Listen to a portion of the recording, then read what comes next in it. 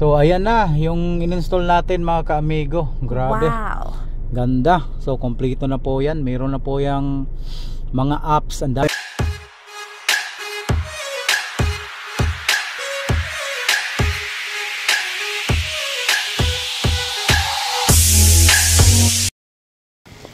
hello, good morning mga ka-amigo. Rolando.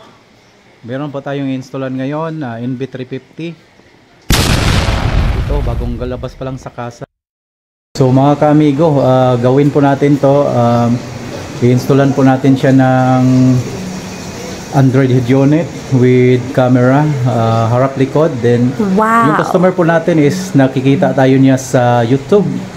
Bali, shoutout nga pala kay Mark Anthony Herrera. Shoutout sa iyo sir, sa kanya po yung sasakyan na yan. So NB350, bagong labas pa lang sa kasa. Yan po mga ka-amigo, nabuksan natin, ginapangan natin, nilagyan natin ng mga GPS, antenna, ito yung camera sa harap, tapos meron din tayong GPS antenna, then mga USB, at saka ito yung unit natin na ilalagay. So mga ka-amigo, stay tuned lang kayo, maglagay na tayo ng camera sa likod, maglagay tayo ng camera sa HD camera, reverse. Tapos mga ka-amigo, dito ginapang ko na dito, bali babaklasin na lang natin to mga ka-amigo. Yun, ayan. So mamaya makikita yung mga itsura paano natin to gagawin. Okay, so, gapang tayo ng camera mga ka-amigo, yung reverse camera. So tatanggalin lang natin to, tapos ito babaklasin natin. So mga ka-amigo, okay na yung reverse camera, nalagay na natin. Tapos andun, pinapalagin ko muna si sir para habang pinipix ko dito, okay na yung ano namin, okay na yung paglalagin niya sa mga internet, sa Netflix, sa Play Store, sa YouTube, yun. So kaya mga ka-amigo, yun, tuloy-tuloy lang natin mga ka-amigo. So bago natin i-finalize ang lahat, take note, pag sa mga NB350, kapag nagpalit kayo ng Android, yung frame nito nagbabago na, bali hindi na siya mapipit to ng todo once na hindi nyo tatanggalin tong nandito sa itaas, yung nasa loob, na pag pinit nyo yung frame, magkaka ano siya, mababangga. So ngayon gagawin natin, tanggalin natin, gamitan natin ng lagari o kaya kung ano man yung pwedeng pantanggal nito, yon.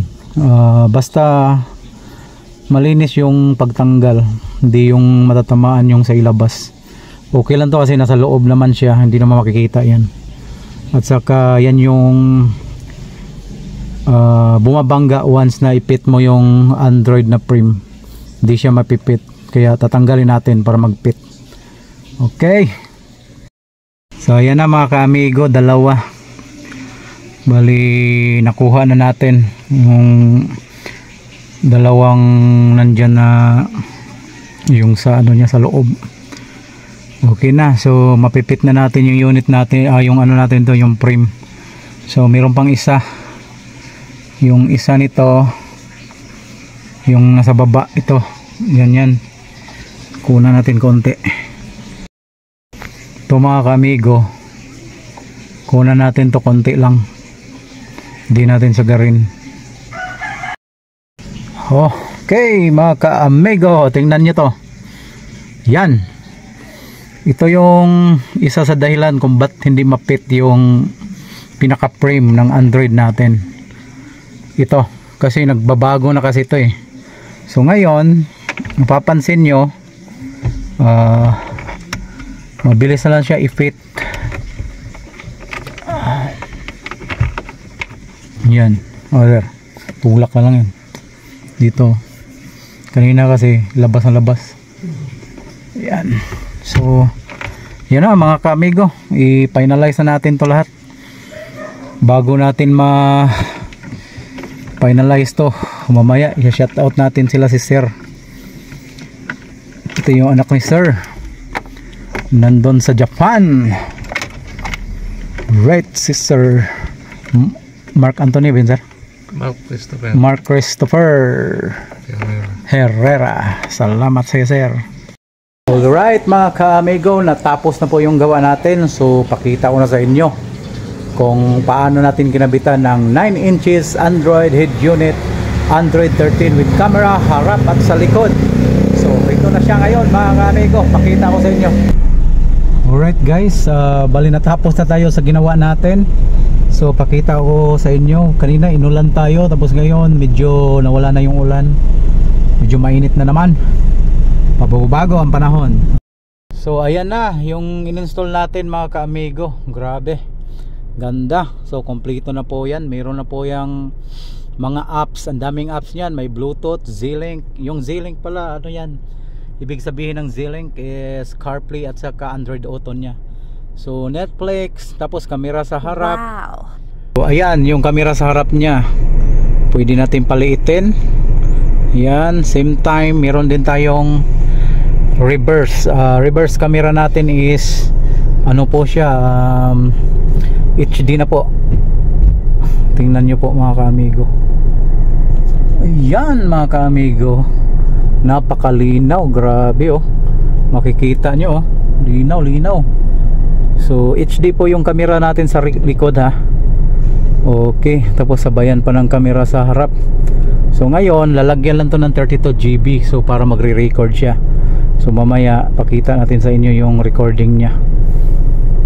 Okay, so mga ka-amigo, mabilis lang po siya i-hotspot, i-wifi. So ganito lang, may mga ano na siya, meron siya mga apps nandito. Bali Matic, Bluetooth, pwede mag-shortcut ka sa Bluetooth dyan.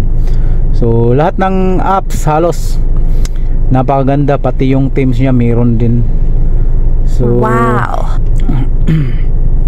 Music kompleto po to sa ano, nilagyan natin ng sample na mga kanta.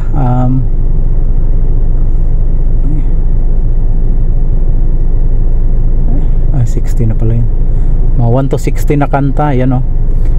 Tapos sa radio din, wait, pakita ko pinaka auxiliary, hindi, pinaka tawag ito, yung magbabago yung timpla ng ano natin, sounds. So yan po yung ano niya, equalizer pala. Okay, tapos mga ka-amigo, dito tayo, replace mo natin. So ayan na, navigation, tapos connect sa wifi, yun lang. Netflix meron na lahat, wala nang ibang hanapin. Radio meron na, Play Store wala na tayong ibang hanapin po sa kinabit natin. Kung makikita nyo, pulido po yung gawa natin at saka malinis yung sasakyan, hindi po siya nadudumihan kasi alam na po ni amigo Rolando yan paano gawin. Wow. Yung bawat installation ng sasakyan, lalo na ito galing sa kasa, lalo na kay kay Sir Mark Herrera. Shout out sa iyo from Japan. So siya nga pala yung nagmamay-ari itong sasakyan na to. So sir, andito na yung sir, nakabitan na po natin ng Android po. Kompleto na po yan sa camera harap at likod. Tapos maganda yung apps niya, sigurado matutuwa kayo dito. At saka may Bluetooth na lahat, pwede na po ninyong gawin dyan, lalo na may YouTube, may enjoy po yung nakasakay. Bali pwede nyo i-next project nyo, lagyan yung TV sa itaas, sa sintro, karaoke, para enjoy yung pamilya natin. So yun mga ka-amigo, natapos na rin ng ating in-install. So una sa lahat, shout out kay Sir Mark Herrera. So sir, salamat sa inyo, God bless po sa inyo dyan sa Japan. Then thank you din po kay sir, yung father mo at yung mother mo. So pinakain niya kami sa lugar nyo, sa inyong bahay nyo. So nabusog po kami. Tapos maulan dito pero okay lang, kinaya natin yung installation. So ganun, plug and play yung nilagay natin. Kasi yung unit is bagong bago, from kasa po siya. Hindi natin pwedeng maputulan kahit kaunting wire, kasi bawal po talaga yan. So plug and play 100%, no void warranty, no splicing, lahat is okay, gumagana lahat. Yung sounds niya set up dito sa stereo, yung auxiliary. Tapos applicable din to sa mga TV Plus, applicable siya sa booper, mga karaoke, applicable siya lahat. So ano pa bang hinintay nyo? So si Amigo Rolando, kontakin nyo na. So bago ang lahat yan, pag mag-umpisa yan yung YouTube ko, Amigo Rolando, nandyan na po yung mga kontak ko dyan. Marami po siya. Shoutout nga pala sa mga customer ko dyan sa Batangas, dyan sa Baysiha, Cabanatuan, Tarlac, Bulacan, lahat kayo, pati yung sa Cebu, Mindanao, yung mga nagpasiudi, lalong lalo na po sa mga OFW. Salamat sa tiwala kay Amigo Rolando.